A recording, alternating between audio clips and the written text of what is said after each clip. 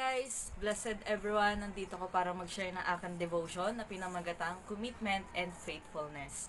Kapatid, meron lang akong tanong. Kanino ka ba mas committed or mas kanino ka nagiging tapat? Sa pag-aaral mo ba? Sa trabaho mo ba? Sa business mo ba? Sa family mo ba? O kahit kanino?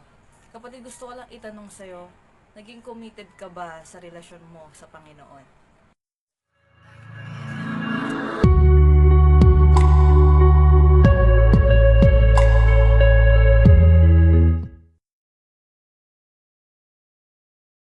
Sabi nga sa Deuteronomy chapter 5 verse 7 to 9, "You shall have no other gods before me. You shall not make for yourself an image in the form of anything in heaven, above, or the earth beneath, or in the waters below. You shall not bow down to them or worship them, for I, the Lord your God, am a jealous God."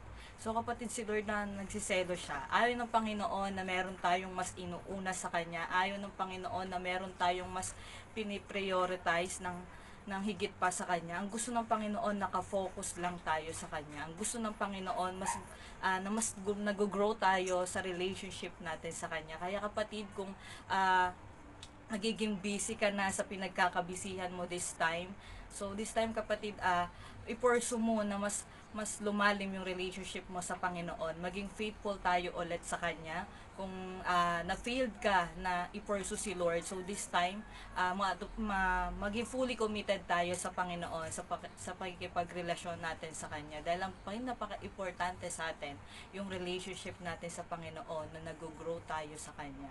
So, thank you guys and God bless.